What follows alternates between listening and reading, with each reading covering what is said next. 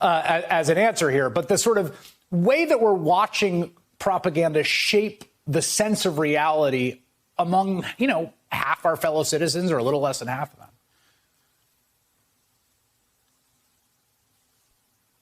Professor, are you there? Yes.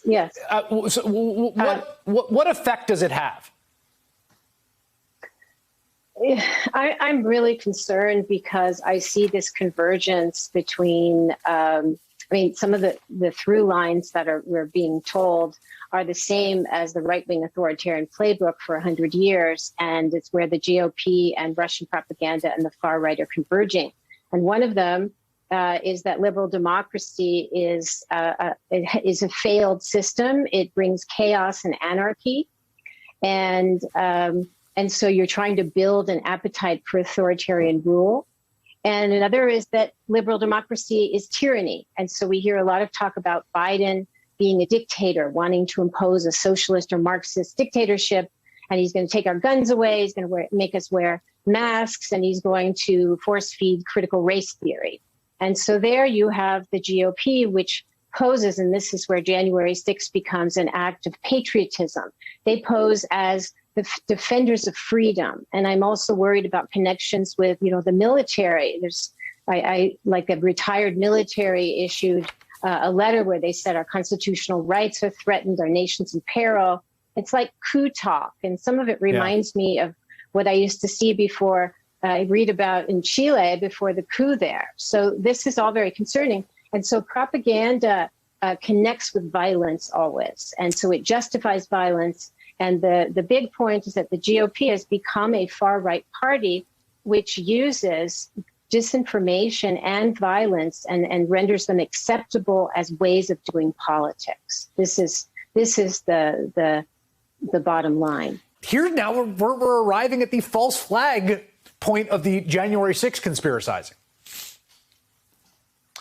We are indeed. It gets more and more radical by the day. If you remember, Chris, the Oregon GOP actually put out a statement claiming it was a false flag, comparing it to the Reichstag fire a few weeks ago, and then they kind of went silent. Hawaii GOP said some QAnon nonsense. Some of these state parties have said similar things. But yes, Tucker Carlson says it on primetime cable. That's a big difference. And whatever Tucker Carlson says tends to go mainstream on the right very quickly.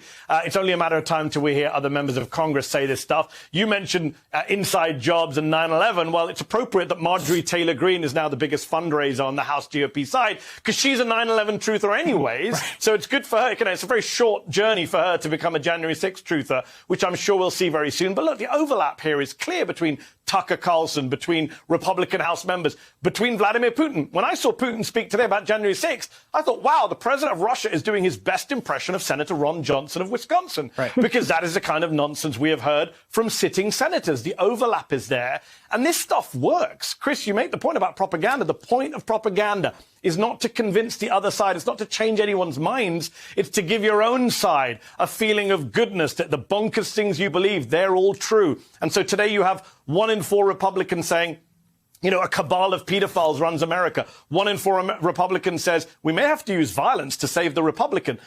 1 in 3 Republicans says Donald Trump will be back as president in August. Right. Where do they get this stuff from? It's from the propaganda machinery, whether it's on Fox, whether it's from the Russian government, whether it's from Republicans in Congress. It is deeply worrying. Ruth is not being hyperbolic to talk about coup talk. If we saw this in any other country, a defeated president refusing to accept the result, talking about coming back in a few months' time, his party controlling the majority of state governments, what would we call that? Right. And that the point there, I think that's important here, that Ruth, that you were making before, is that there's a distinction between, look, political messaging is always going to be a kind of sales job. It's always going to be spin. It's always going to tell a half truth. It's always going to try to use rhetoric, right, in a wedge way. It's the specificity of the idea of liberal democracy itself as decadent. Democracy, this kind of frontal assault on the system itself and its integrity that I find so worrying, that we're seeing sort of trotted out and workshopped in real time around January 6th. That's it. And January 6th was a intensely radicalizing event for the GOP. And it's why, of course, it was prepared by 4 years of Trump applying the authoritarian playbook. But it's why it wasn't a moment where they said, oh, we've gone too far.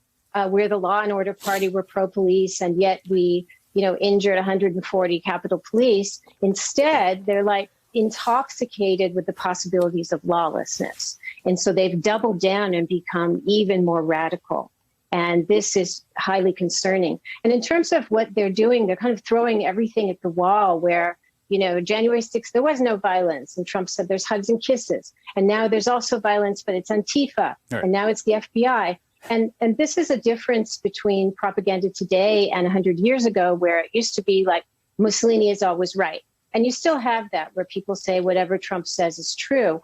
But the point is also, and this is the Russian model called the fire hose of falsehood, you just throw so much stuff at the zone of truth that nobody knows what's going on anymore. You don't know what to believe. And then you give up, and it's easier to just accept what, Mr. Strongman tells you. Yeah. Yes, that the sort of defeat of the faculties as the point here, Mehdi. Yes. Oh, I mean, Ruth mentions the fire hose of the lies. I mean, Steve Bannon said it famously in an interview when he said, our enemy is not the Democratic Party. Our enemy is the media. And the way you deal with the media is to flood the zone with excrement, was the phrase he used. Right. And that is what they have done so successfully. Trump does it naturally. It comes to him naturally. And the rest of the Republicans do it in a completely cynical way. Chris, think about how cynical and dishonest this January 6th narrative is. Because they start off by saying, well, it was Antifa. It was the left. Matt Gaetz said it on the very night, I remember. Then they say, well, actually, OK, maybe it was our people, but they were rowdy patriots, to quote Ron Johnson. They were tourists, to quote Andrew Clyde. And now they say, well, OK, it was the FBI. It was an inside job. Let's say you believe any of that nonsense. Here's a question. Don't you want to have it investigated? The same people vote against an independent commission to investigate the very attack that they seem to come up with a new theory for every day. If you really believe it was the FBI, wouldn't you want to investigate that with a bipartisan independent commission? And the final point on this, right, is that they voted against that bipartisan commission knowing the House could impanel a special committee because they didn't want. It was more of a threat to have a bipartisan commission that could create a shared sense of consensus reality than something they could dismiss as essentially a partisan hatchet job. Ruth Ben-Ghiat and Mehdi Hassan, thank you very much.